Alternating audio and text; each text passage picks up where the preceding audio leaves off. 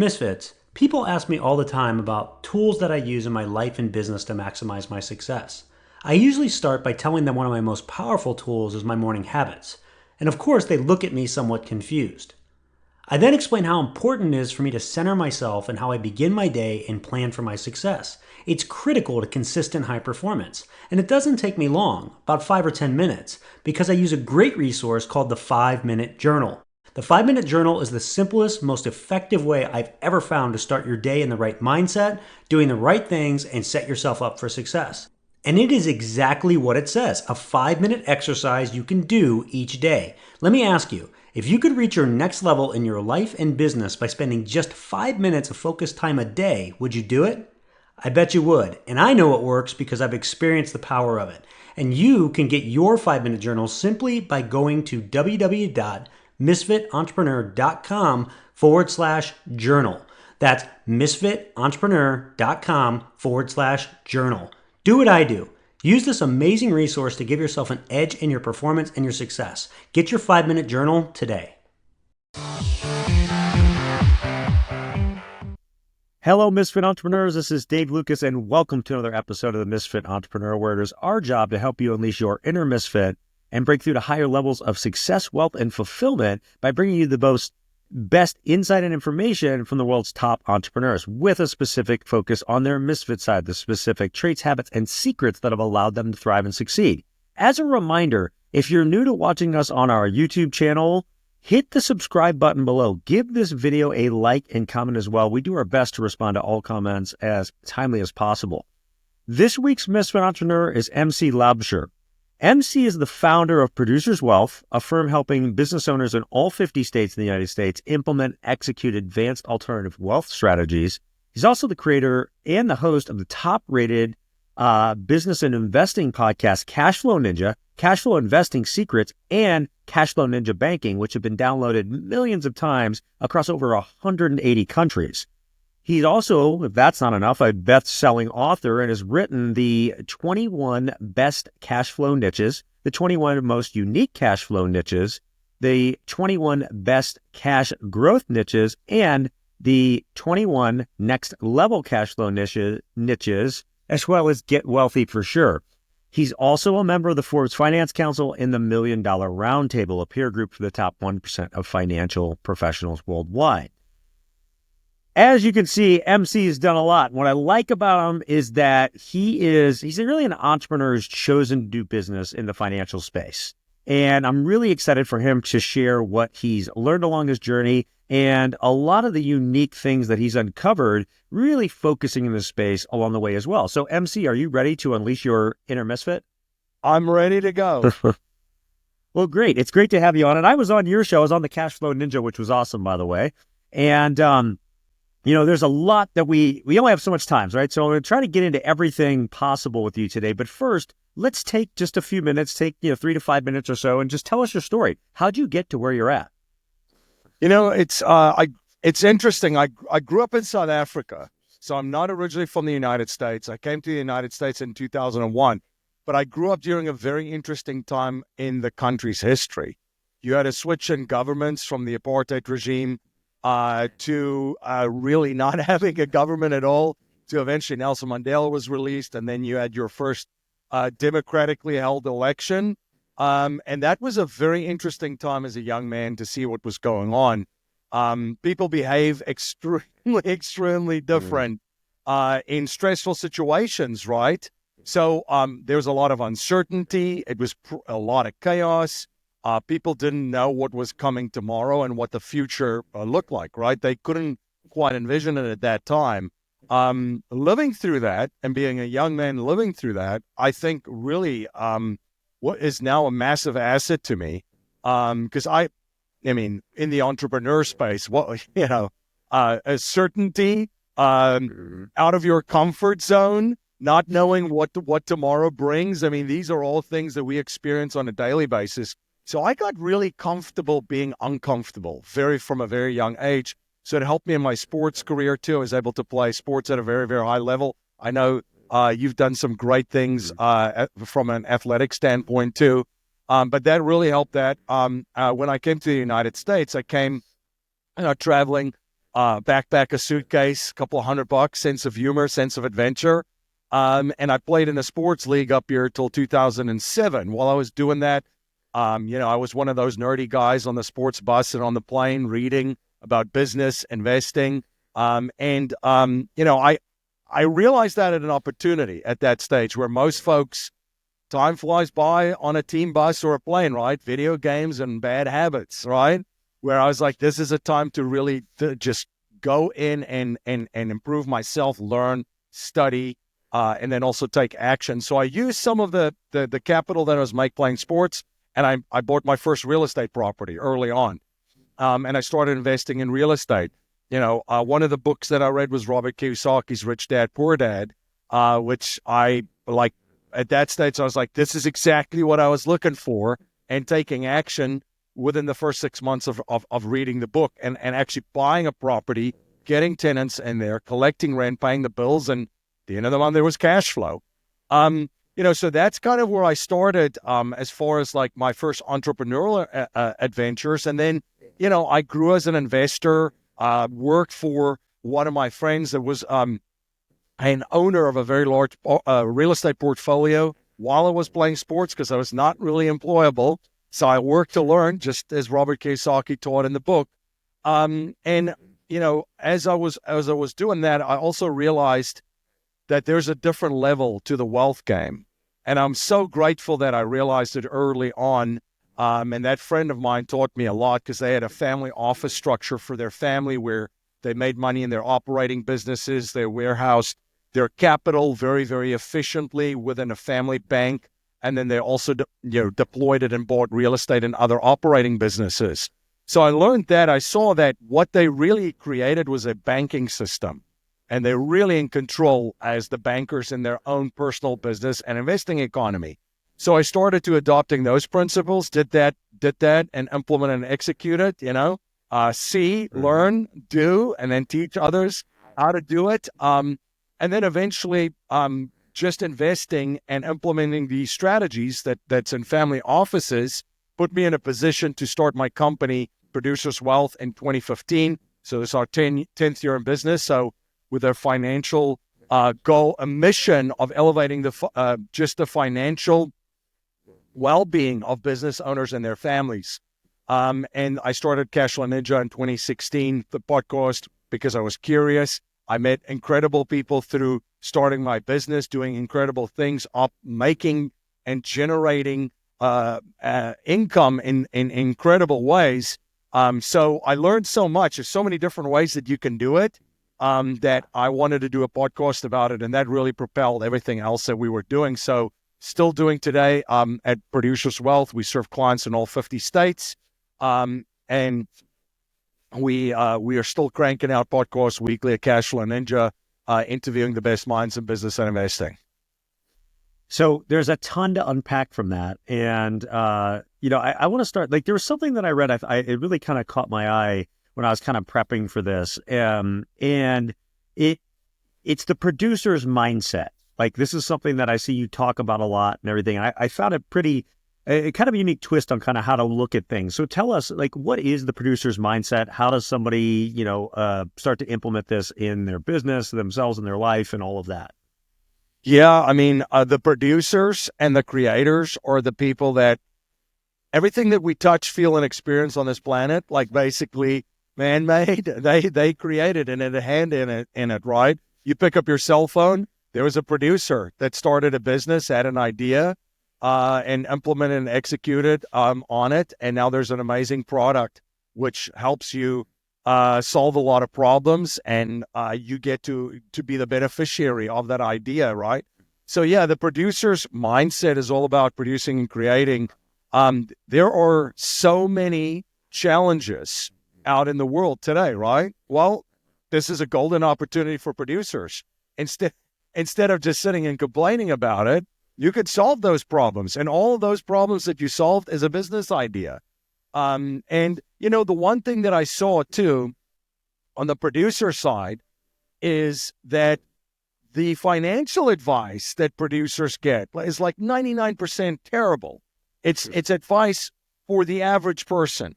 right? And that's the target market and on all media, whether it's mainstream radio, a lot of podcasts, and obviously television and so forth. So, but 99% of the advice that's being communicated is absolutely terrible for producers and creators, the people that are moving this world forward and making it a better place.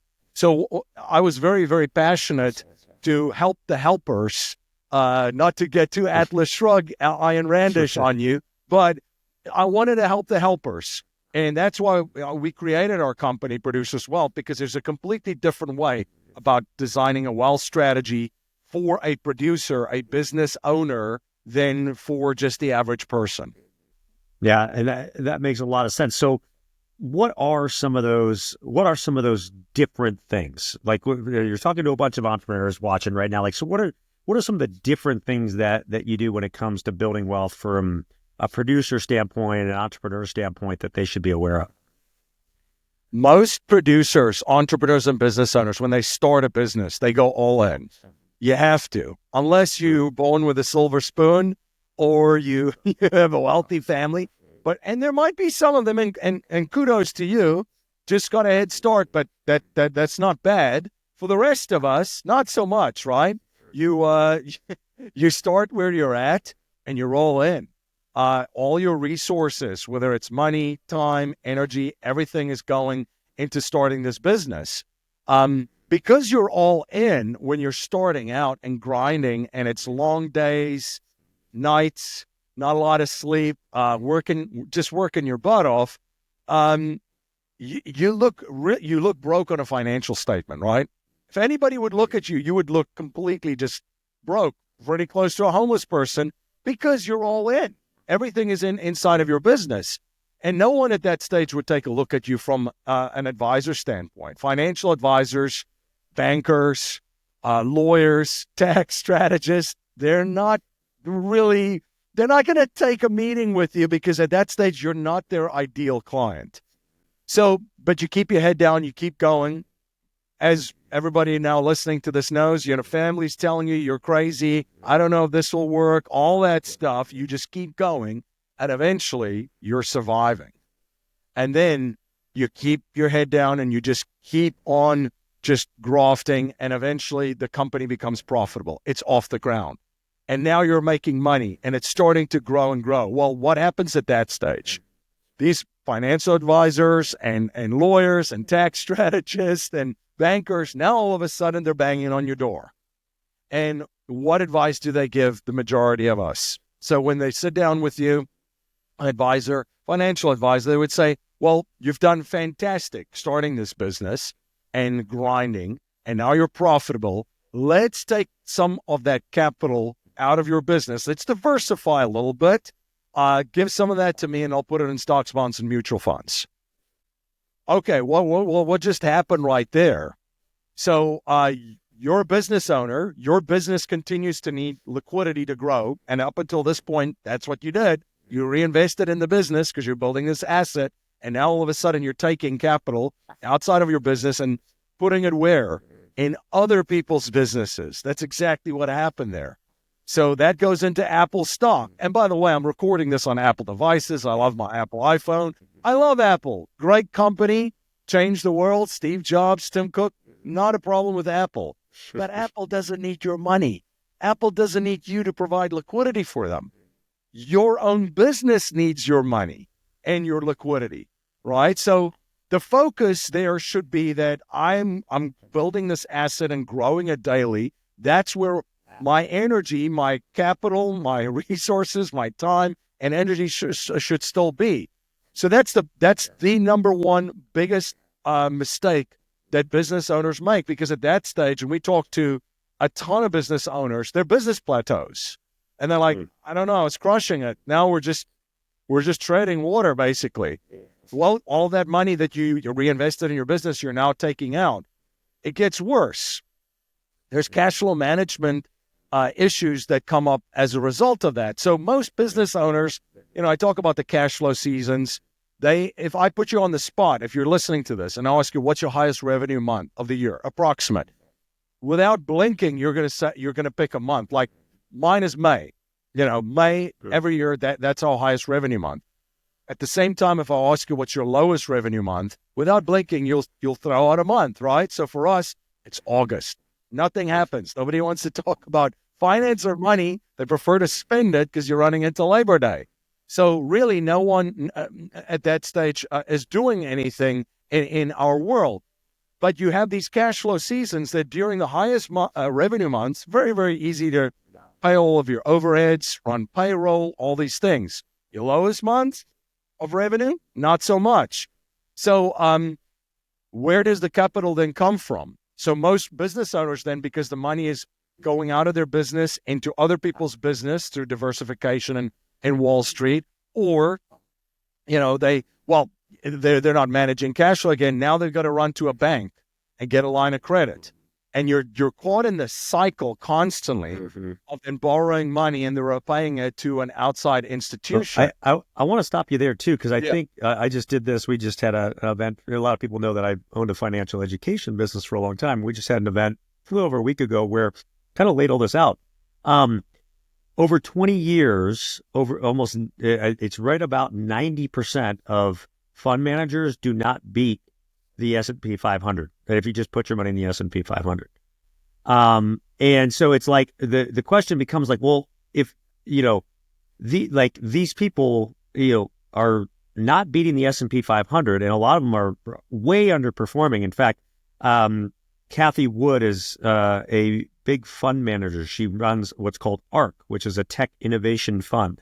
She recently tweeted out that because of the losses that they've sustained over the last however many years, because they've lost over 40% of their clients' money, that it's a benefit to her clients because now any gains that they have in the future will have a tax write-off benefit that they won't have to pay taxes on.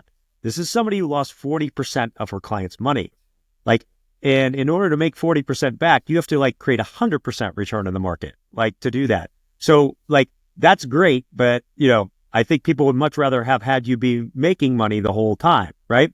And so that's the interesting thing, what sustains it? It's fees.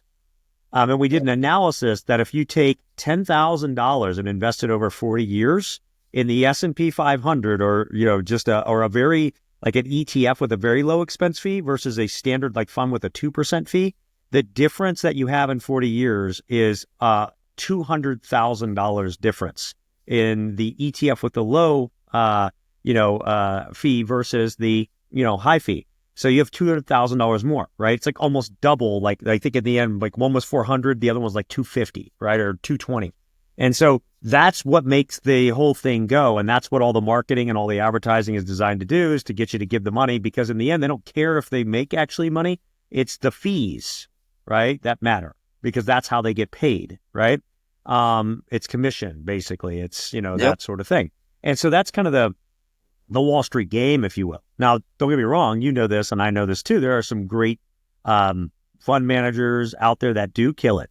A lot of them are doing alternative type investments or accredited type investments. But yeah, so I think that's just a really interesting thing or important thing for people to really understand. And what you're saying is the best investment is back in yourself. And so I want to dig into what those things are. So let's do this. I want to take a quick break and I want to come back and really dig into that. And then I've got a number of other questions for the balance of our time. So let's do that. We'll be right back. Misfit Entrepreneurs, I want to tell you about an amazing resource that will have tremendous impact on your business and your revenue. I have used this solution in multiple businesses and it has made an incredible difference. Let me start by asking you something. Do you know how much it costs your business when just one salesperson doesn't step up to deliver? Do you really know? The cost can easily exceed 6 figures for just one bad hire, not just from the time, effort, and resources in hiring them, but from the lost business and downtime as well, as you have to go find a new salesperson and everything surrounding that. And the last thing any growing business can afford is to have a failed hire, especially in sales, the revenue driver for the company. But what if there was a way to know someone checked all the boxes of a great sales hunter and closer before you ever hired them? That's the solution that I found from a company called Sales Drive. They have created a solution called Drive Test. It's a powerful hiring tool that separates high-performance salespeople from pretenders by measuring the most critical personality trait needed for success in sales: drive. Drive is composed of 3 non-teachable traits shared by all top producers: the need for achievement, competitiveness, and optimism. And knowing who has drive before the interview dramatically increases your chances of selecting salespeople who will produce for you while avoiding those costly bad hires. I've used the solution and it works. In fact, it works so well, I've referred them to every company that I work with. And they've created a very special offer so that you can try them for free as well. You can get a free drive test assessment today at www.misfitentrepreneur.com/sales drive. That's misfitentrepreneur.com/sales drive, all one word. Start using the drive test in your hiring and never hire a bad salesperson again. Okay, so MC, before the break, we were talking about, obviously, the best investment that a business owner can make is potentially best investing back in themselves in different ways. So, like, what are the top 3 ways that you teach or that you help entrepreneurs reinvest in themselves and grow true wealth? That's a great question. So I just wanted to also touch on what you had said about fund managers, right? If you're looking at it and their performances on most of them underperform the markets, that has actually ties into the third biggest mistake that like business owners make, thinking that there's a vehicle out there that's going to get you a much bigger return than in your own business. It doesn't exist. It doesn't exist. If you look at the returns that you can generate in your own business, it's almost impossible unless you're doing it wrong. So the big thing is, first of all, the number one mistake is we're handing our money to Wall Street, taking it away from our business. Now we can't properly manage cash flows. We're relying on outside financing constantly. And the third one is always looking, where am I going to find a bigger return? So to your question, like, what are some of the best ways that business owners can position capital or make money just by investing in themselves? We look at the first place is the position of your capital, your cash. And where's the best place to put it? Where you can access it to grow your business, manage your cash flow management in your business, and then also investing back into the business. You could be hiring more employees, bringing in AI, purchasing a competitor, and so forth. So that's actually the biggest, the 3 places when you think about capital positioning, utilizing the cash, having access to it, and then also reinvesting in the business. I mean, just think about hiring an employee. You've got you're getting about 5x of the investment that you're paying an employee on output. That's what you should be targeting at. And then, if you're thinking about marketing campaigns that you're running, what you're investing, then the results that those are producing. Every investment in your business and every investment that I've done in my business and I've seen clients do in their businesses, we're talking, 5x kind of multiples just on returns. So there will be a time and place when you have a large pool of capital that you now have to work with, protect, and also now put into work into other places. But initially, I'm talking to the entrepreneur that's $1 million to $20 million. You really should be building out and growing and scaling your business, because again, you're still in the growth mode. There comes a different part where there's wealth preservation too, where you do different things to protect and just grow capital predictably, right? But that's the big message that we have. Where do you invest as a business owner? In yourself, always growing your skill sets, capabilities, your networks, your team, and then also positioning the capital where you can access it to grow your own business and manage cash flow. So I take it probably you're a proponent of like the infinite banking concept and things like that, right? For bank on yourself, that type of stuff as part of that. We've had a number of people on that have talked about that over the years. any other specific strategies that people should look at? Let's say they have excess cash, and they're already investing in their business and they still have excess cash. Like, what should they be looking at with that? Yeah. So you touched on the infinite banking there, and we do a ton of that. That is a strategy that is at this stage one of the most powerful strategies for business owners. So why? Well, if you're a business owner, and let's just say you try to position capital, you could set up a very specifically designed life insurance contracts where you warehouse your cash. It's guaranteed to grow tax-free. You have guaranteed access to it, and it has a death benefit to protect you, the business owner. Now, you could set that outside of your business, and now what you're doing in this strategy is you're taking cash, you're paying taxes on that, taking it as a distribution, putting it inside of the policies, and you're, number one, positioning capital more efficiently because you can access it at any time to grow your business. So you are now your own bank. And then number two, a lot of business owners have 90% of their net worth tied up in their business, an illiquid asset until you sell it. And you've gone through an exit, so you know and understand that game. But 70% of people that try to sell their business never sell it. Only 30% are able to sell it to their children, and 15% to their grandchildren. So it moves from Gen 1 to Gen 2, 30%. Gen 2 to Gen 3, 15%. So what you're doing, too, is you're diversifying a little bit outside of the business, which is an illiquid asset until you sell it, and putting some of that capital into your own net worth, growing that, and now you can be the banker to your business. One of the biggest questions that people never ask themselves or their partners is what happens to your business and your family if you become disabled or you die. That's another strategy. What happens to the partners, right? What happens to the partners if one partner becomes disabled or dies? So you have a buy-sell agreement there. There's buy-sell strategies. You can actually set up capital for a company through properly structured life insurance vehicles where all the owners are protected. The company still has access to that capital inside of those contracts. And there's now a continuity plan. There's a continuity plan for the company, for the business. And then you can also, through the same kind of strategy, set up a continuity plan for your family.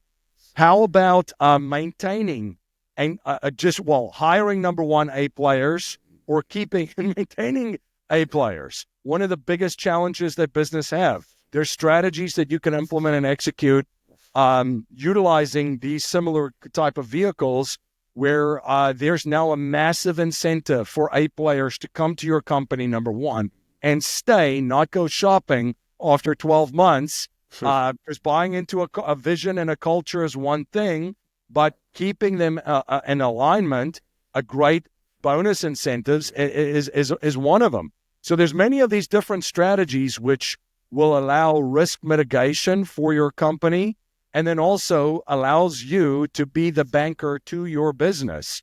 One more strategy that I'll share too is, if you set up a system where you become the bank to your business, and by the way, you can charge your own business interest too, right? So you would loan your business the money. There would be a note. The business would pay you back with interest. The interest the business can deduct. In that situation, you're also making a profit as the banker, and you have these policies. When you do eventually sell your business, you could be walking away with millions of dollars tax-free, and also get another windfall of millions of dollars for the business that you just sold. So there's a lot of different types of these advanced kind of strategies that people should be thinking about so that everything is optimized and they're actually getting the most efficient results for what they're looking to accomplish. Yeah, and the key thing there is to think on these things, right? Because like it's you have to think long game, not short game in this. But being, but that, kind of infinite banking or bank on yourself concept has been around forever. A lot of the wealthiest, you mentioned family office, I guarantee you they were doing it. A lot of the most wealthy have this set up for themselves. because you have a lot of tax benefits with life insurance and the way that it can be structured and stuff. You need a pro, like somebody like MC who knows what they're doing to set that up, but that's important. You mentioned like business continuity, buy, sell. This is something I see entrepreneurs, even larger entrepreneurs, a lot of times just like leave on the back burner and don't get in place. And it's really important. So like having your different agreements in place, but yes, you can use like a life insurance policy to pay out like a family of somebody and effectively buy out their shares of the business if they were to pass or something, like a partner or something like that. So you can set it up that way. You can set it up so that the business gets a benefit. You can do both, right? There's a number of things you can do, but you can set it up so that no matter what happens to one of the partners or a key man in the business, you've heard of key man policies, like you can get things so that your business can stay going, right? And I think that's the big thing, because how many times have we seen like an entrepreneur as a business and something happens to them and the business just, withers and dies or fails after that because of that. And nobody wants that. So, things to be thinking about. And it doesn't, for some of these things, if you want to use life insurance to, pay out your family or even the business, you can use a term policy. It's not going to cost you a bunch of money to do that, right? So there's ways to just protect yourself, protect the business. I want to talk about a few more things with you and actually get into a little bit of your personal journey. But first, I got to ask, like, what is a cash flow ninja? A cash flow ninja is some of the best minds in business and investing that create and build incredible assets that pays them to hold those assets, and they also get great tax benefits from it. The cash flow ninja concept kind of started. I looked at this cash flow kind of strategy that I learned at Rich Dad Poor Dad, right? And then after I bought my first investment property 25 years ago, I was like, wow, I collected the rent, I paid all the bills, and yeah, there's cash flow. But then I was looking kind of like, well, what's the most important thing here as an investor and a business owner? And, a lot of my mentors at that stage and reading a lot, what they did is they study every single day. They try to become better business owners and investors every single day.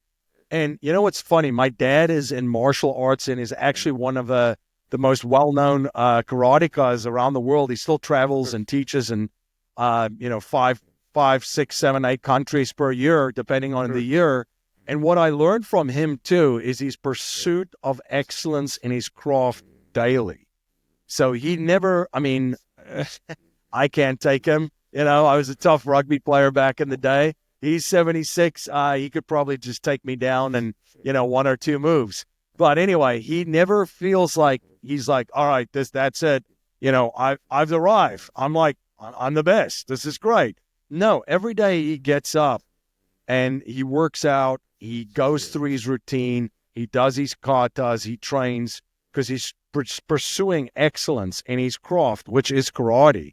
So I wanted to combine that with my own journey. So I look at, business and investing. These are 2 crafts, and I just try to get better every single day, learn something and grow. And that compounds, over the days, months, and years and decades. Well, I saw too that you tout it, and I think you can understand why, but I want to hear you explain a little bit more. You say that cash flow is the real measure of wealth, not like your net worth or anything like that. Cash flow is the real measure of wealth. Most people hearing that can kind of understand it, but explain that real quick so that people, know definitely what it means to you.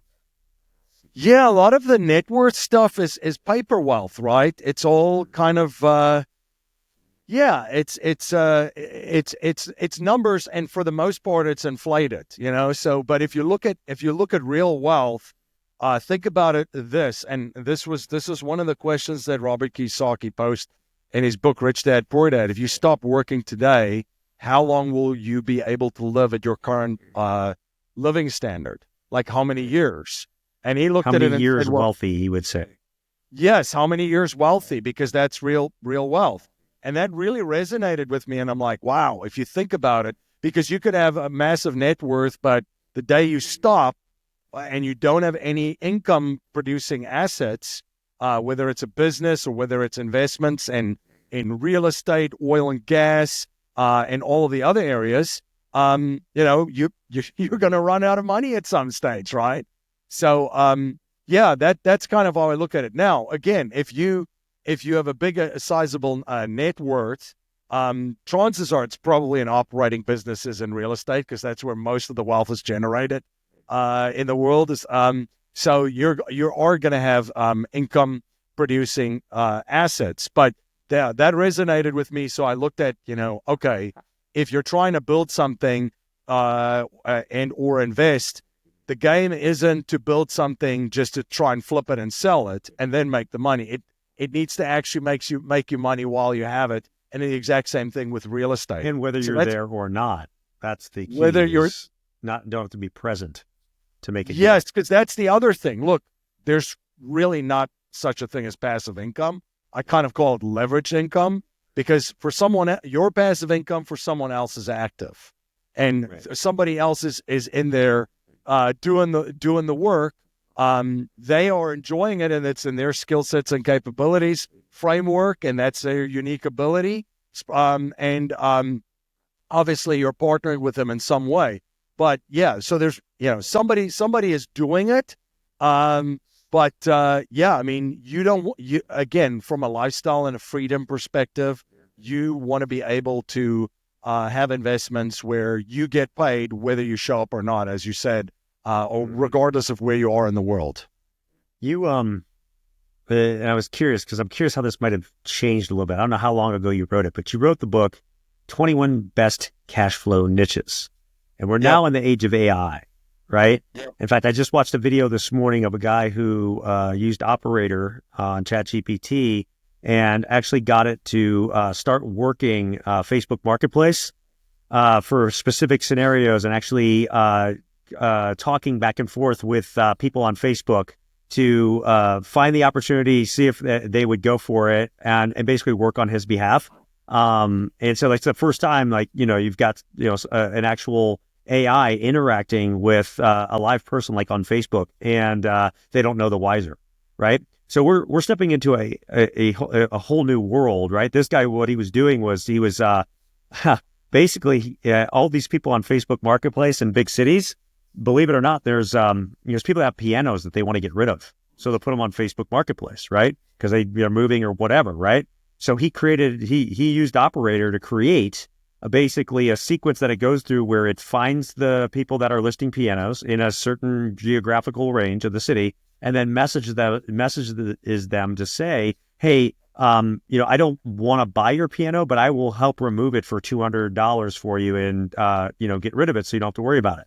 And it just is firing off the messages to people, and people start responding to where, some are like, no, I want to get rid of it. That's why I have it on Facebook Marketplace. And then others were like, yeah, I'll take it. Like within an hour, this guy's he's made like $3,000 of people that want him to take away the pianos. And so he just has to hire a crew and get him a truck, and they got to go run around picking up pianos and take them to the dump. We're going to have the first AI single person billionaire probably sooner than later, right? So talking about cash flow niches, what are the top 2 to 3 as you see it? Oh, wow. That's a great question. And I wrote that book, 3-4 years ago, the 21 Best Cash Flow Niches. And then I actually, for book 2, 3, and 4, I leveraged AI. So, it took me about 12 to 18 months to write that book with an editor, back and forth, and get it produced. The next 3 took me about 4 months. So just to back to tell you the AI, and AI is actually one of the niches in the last book that I talk about how people can generate income. And there's so many different ways, of course, just in the space of AI. But yeah, if you think about it, we've got 4 books. We feature 21 niches in each one of them, and there's about 5 bonus niches. So, we're over 100 different cash flow. I'm putting you on the spot. You got to boil it down to what you see as the top 2 to 3 for the next couple of years. What are they? Data centers, number 1. Just doing the research on that is incredible. I think there's an incredible opportunity in data centers. Now, for if you're not a huge hedge fund or, Kevin O'Leary, which that's his number one project, by the way, right now. Shark Tank is just for fun. But anyway, so if you're not one of those guys, then on the inside, it's very, very tough right now. But there's going to be opportunities in data centers. But that's, right there is number one for me right now. Then if you look at other different areas, I think warehouses are going to come back. I think from commercial real estate, everything's gonna get moved through AI and robotics. So you're gonna need more warehouses or more stuff to move around, right?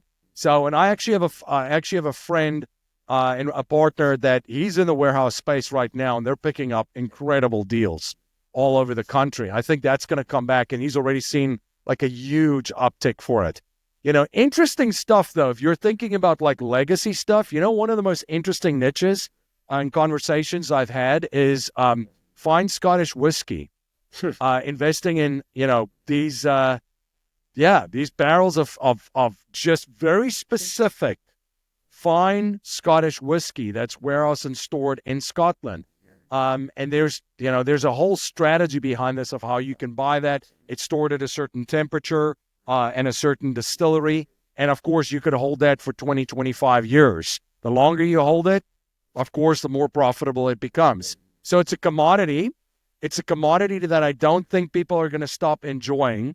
And through the years of the Scottish whiskey, it'll depend on what market you're going to sell it to. 25 years old, fine Scottish whiskey of a certain distillery, warehoused, and for 25 years at the correct temperature. There's going to be a buyer for that, a handful, and they're going to have a lot of marbles to spend on that barrel. Oh yeah. So that's interesting. The commodities are very, very interesting. Yep. The crypto is very interesting, but you asked for two. I would definitely throw in data centers as number one, and I also think warehouses are going to come back. Yeah, that's a great point. Prolific on data centers. I agree. Energy is going to be a big one because of the energy to fuel everything around AI. I got just a couple more questions for you before we get to your Misfit Three. And this one surrounds really entrepreneurship, right? You build a company that operates in all 50 states. You do things around the world, obviously all the podcasts and all that. What are your top keys to building a great business? Yeah, the top keys to building a great business. If I look, and I made so many mistakes, and failed so many different times. But I think like you really have to find a problem and a very painful problem to solve, and that people would want to get solved right away. I think that's important. I've seen a lot of, and I have conversations with a lot of entrepreneurs where they go, I've got this idea for a product or a service. And I'm like, well, does it really solve like a problem, or is it delivering like this incredible, desirable outcome at the end of it? If it doesn't, if it's just kind of like, yeah, sure, it's there, then you're gonna have a lot of trouble in that business. So I find like, pain, obviously we have a bigger incentive to solve our pain than just our pleasure, just chasing desirable outcomes and pleasurable outcomes. So make sure that there's a big problem that's very painful and try and solve that. And that's already going to give you a massive, massive opportunity to build something special. And then you've got to bring in the right people. And then you've got to build the systems and the processes. So I think when you have those three things, you've got a big problem that you're solving. And you've got a great team around you, and you've got systems and processes down, delivering the product and service that's solving that pain point, and have a great team and a company culture. I think you're gonna put yourself in a pretty good spot to be successful from there. Yeah, I think that's a great a point as well too. All of those are like keys, and we talk a lot about that. Obviously, it's the little things that make the most difference when building a business, and all of that. And forgive me, it's, home office got the dog going in the background a little bit there. But you look at systems and processes, the things that you need to do that, you don't typically do because you don't want to do them, but you need to do them, right? That's a key thing, right? The right people in the right seats. You don't just hire to hire. You don't just put a body in a seat, take the time, get the right people. And as you mentioned, there are ways to attract really good people, like, phantom stock, things like that in the company that you can do that, lock them in for a good long time, but help them share in the benefits of the business. So, those are all really important tenets for any business, no matter what you're in. Flip into the kind of my last question for you, kind of flip into the podcast, right? And, selfishly, I'm always, other successful podcasters, I kind of want to know their secrets. So like a lot of people have podcasts now. A lot of people, as you know, when we started, there wasn't that many out there. Now it seems like everybody's got one, right? But what have been the best ways that you've found to reach subscribers and really kind of grow your footprint as a podcaster?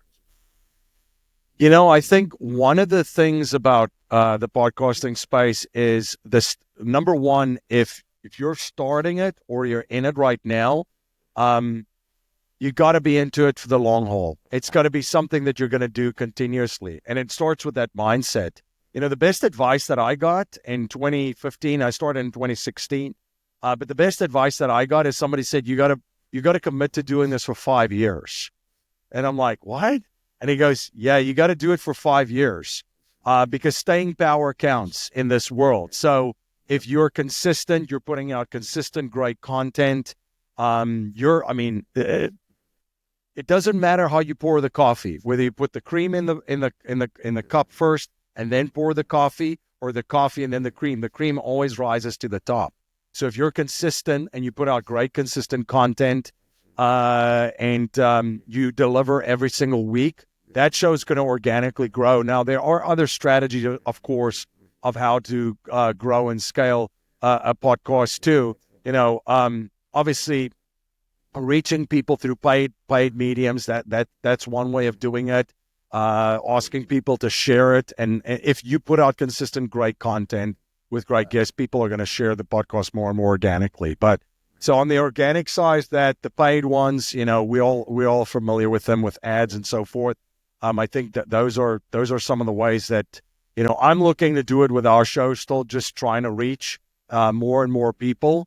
But yeah, it's an interesting game for sure right now, because everybody's got, it's almost like it's one of those things that every single company or brand now has one, right? Where when we started, it wasn't necessarily the case. I mean, I remember that I had to explain to people what a podcast is and how it came from an iPod podcast that you would download all these MP3s into your iPod from Apple. So yeah, it's a different game for sure right now. Well, and you're right. There's a lot of great lessons of that. Back to the long game again. I agree. Like most podcasters don't get past 10 episodes, so there's a graveyard of them all out there. And it's that consistency over time that builds the trust with the audience. Like my episode drops every single Wednesday. It has ever since the beginning, right?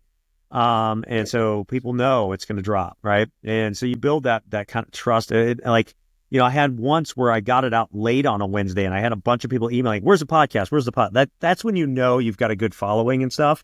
Even being a few hours off your normal time, right? So that's what you're going for. And it does. I think your 5-year rule is a good year because it does take that to do that. And it's a great way, honestly, on that message on the long game, it's a great way to end it before we get to your Misfit Three. So we're going to do that. We're going to take one more 1-minute break. We'll come right back with MC's Misfit Three. Before we get into today's Misfit 3, I want to take a minute to talk to you about a free resource available to you from the Misfit Entrepreneur, the Misfit Minute. The Misfit Minute is the free weekly resource packed with useful tips, tricks, and information from the world of Misfit entrepreneurs. It not only includes further resources on the week's Misfit Entrepreneur guest, but additional links, articles, and resources to help you be more successful. It's delivered every Friday to your inbox. To sign up, all you have to do is go to the homepage at www.misfitentrepreneur.com and you will see the Misfit Minute sign-up page. Don't miss out on this great resource and all it has to help you. Sign up today and look for it this Friday. Okay, it's time for MC's Misfit 3. These are the 3 things that he wants you to take that you can put in your life, your business, make a difference for yourself starting today. And the way that I always frame this to every guest that comes on the show, as I say, hey, look, if you're going to leave this earth tomorrow, and you can only leave behind your 3 best pieces of wisdom to the generations that come after you to help them live their best life, what would those 3 things be? So, MC, what are your Misfit 3? I love this question. So I think the first one is what we just mentioned is playing the long game. In a world today, we collectively have the attention span of an ant. Everybody's looking for quick fixes, instant this. For entertainment, I went to ChatGPT the one time and said, please list all the things and terminology that start with instant these days. I mean, there's like a list of like 50 different things. I mean, it's quite incredible, but it tells you the mindset of the world around us. It's get rich quick right now, right? Where I'm like, let's get wealthy for sure, rather than get rich quick. It's that I want to buy a doggy meme coin today and become a gazillionaire overnight. No, so if you play the long game, you're already in the 1% right now. I just from a mindset standpoint, where everybody else is looking for short-term gains, short-term big hits, home runs. Play the long game, base hits, walk that. The second thing that I would say is, and I mentioned it earlier, it's a lesson I learned from my dad, is when you are an entrepreneur and a business owner, try to pursue excellence in your craft daily. So get up every single day. These things compound. Every single day, try to learn something, try to just get a little bit better than you were the day before. And the compounding that's going to take place and the growth that you're going to have as an individual is incredible. The third thing that I would also share, in the context of just, an entrepreneur and a business owner, we know, if we're honest with ourselves, that we don't know everything. Like the only thing that I know is that I don't know what I don't know. I'm very, very, very positive on that I don't know what I don't know. And things are going to come up.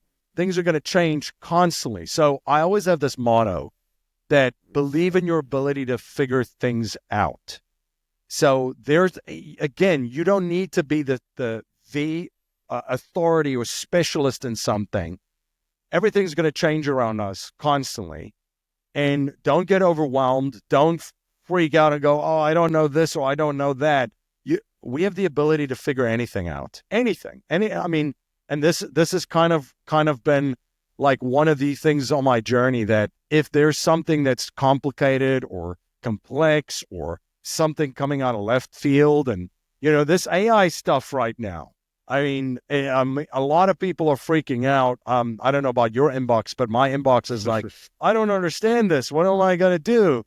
And I'm like, take a deep breath. Believe in your ability to figure things out. This is not hard. We're overcomplicating this already. It's very, very simple. Just believe in your ability that you will figure the things out that you need to figure out. Yeah, I love that. All three of those are great. And I love that last one, because truly, if you want it bad enough, anything can be learned. It really can be, right? So it's take the deep breath, eat the elephant one bite at a time, get started, learning, and go. So I love that.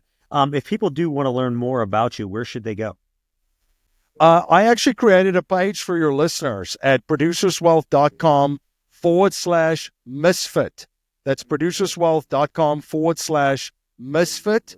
And what I put on that page for all of your listeners and for your viewers is we are giving away a paperback copy, just pay for shipping, of our new bestseller, Get Wealthy for Sure, the #1 financial strategy for business owners to multiply wealth. We'll link to all that in the show notes so that people can find it. The best in the business. No offense, for reasons I will talk about more in a second. But first, for those of you that are new to the Misfit Entrepreneurs, your first episode with us, welcome. It is such an honor to have you with us, and I hope you become a regular listener and subscriber. For those of you that are with us week in and week out, I cannot thank you enough for your support of the show. You are what makes this go in over 100 countries every single week. So thank you, thank you, thank you. And go out and check out the show notes for this episode. Why? Because I do them myself as part of my personal growth routine. I go back through these episodes and I actually pull my best pieces of wisdom and insight and, things that I think are really interesting from guests like MC, and I share them with you. So go check those out. And then go out and give this episode a rating and review. Help share MC's message. Because we all know I say this in every episode, one great episode can change someone's life. Maybe something that MC shared today was that missing link you were looking for to get to your next level. So share this with others. And again, MC, thank you so much for coming on and sharing all of your wisdom and insight today. Thank you so much for having me on. It was a blast.